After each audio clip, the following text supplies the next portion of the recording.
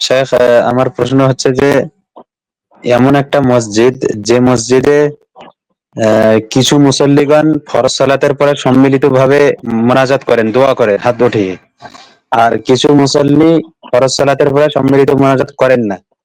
তো এই দুই দলের মধ্যে মানে যারা দোয়া করেন না তারা কিছু কথা বলার কারণে ঝগড়া হয় বা মানে ক্যাসাল বা ইখতিলাফ সৃষ্টি হয়। তো এখানে মানে কি করা উচিত, যে তারা চুপ হয়ে থাকবে, বিদআতের বিরুদ্ধে কথা বলবে না, না ওই মসজিদে মানে ঝগড়াটা না হওয়াটাই ভালো? তার কারণ ঝগড়া হওয়ার কারণে মসজিদ ভাগ হয়ে যেতে পারে। দেখুন, প্রথম কথা হলো যে দোয়া হলো ইবাদত। আর ইবাদত সম্পর্কে আমাদের জানা উচিত যে আল ইবাদা কুল্লুহা তাওকিফিয়া। যতগুলি ইবাদত ইসলামে আছে সবগুলি তাওকিফি।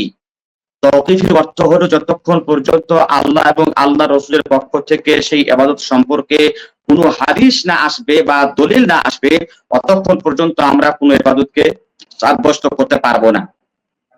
সুতরাং হাদিস এবং কোরআন মন্থন করে এমন কোনো একটু সঠিক দলিল পাওয়া যায় না যেই দলিল দ্বারা জানা যায় যে সালাত আদায় করার পরে দলবদ্ধভাবে সম্মিলিতভাবে সবাই দোয়া করবে, এরকম কোন দলিল হাদিস এবং কোরআনে নেই।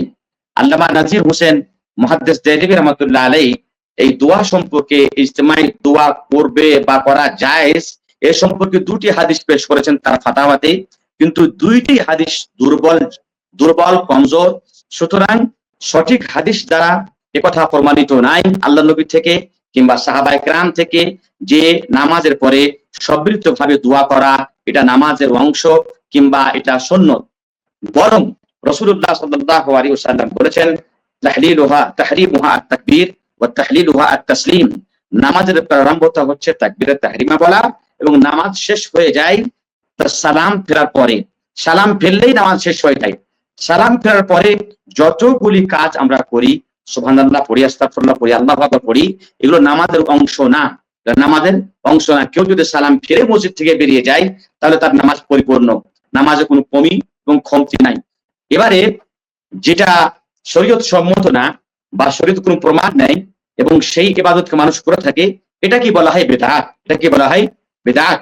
তো বিদআতকে অবলম্বন করা কিংবা বিদআতকে অ্যাকসেপ্ট করা, কবুল করা, গ্রহণ করা দুটাই অবৈধ, দুটাই নাজায়েজ। সুতরাং প্রথমত আপনার দায়িত্ব হবে যে সেখানে গিয়ে বা সেখানকার ইমাম, সেই মসজিদের আলেম ওলামাদেরকে নিয়ে আপনি এই ব্যাপারে চর্চা করুন এবং দেখুন, তাদেরকে বলুন যে এই ব্যাপারে হাদিস কোরআন থেকে ভাই কোনো দলিল নাই। আমরা যেহেতু মুসলমান, আল্লাহ রাসূল আমাদেরকে হাদিস এবং কোরআন অনুসরণ করতে বলেছেন, তো যেহেতু দলিল নাই, তাহলে কোন দলিলের ভিত্তিতে এই কাজটা করা হচ্ছে? যদি কোনো দলিল থাকে তাহলে আমাদেরকে বলেন, আর যখন দলিল নাই তাহলে আল আসলু ফিল ইবাদা আল মানা। ইবাদতের আসল হলো কি? এটা জায়েজ নয়। আসল হলো ইবাদতের মধ্যে কি? যে জায়েজ নয়, যতক্ষণ পর্যন্ত আল্লাহ এবং আল্লাহ রাসূলের পক্ষ থেকে দলিল না আসবে। অনেক লোকেরা বলে থাকে যে আরে হাদিসে তো নেই, তো মানাও তো কোথায় নেই, মানাও তো কোথাও নেই। হ্যাঁ, তো এর জন্য আপনাকে একটা কায়দা আমি বলে দিচ্ছি, সেটা হলো কি? আল আসলু ফিল ইবাদা আল মানা। আল আসলু ফিল ইবাদা আল মানা। এই কায়দাতে কোনো উলামায়ে কেরামদের মতভেদ নাই। সুতরাং এই কায়দাকে বলে এবং অন্যান্য দলিল যেগুলো আমি আলোচনা করলাম, যে পদ্ধতি বললাম, সে পদ্ধতি দিয়ে আপনাদেরকে বোঝাবেন এবং তারপরেও যদি তারা সেখানে এই বিদআতকে অব্যাহত রাখে তাহলে আপনারা আপনাদের ব্যবস্থা করুন এবং তাদের বিদআতে ছেড়ে দিন। জি।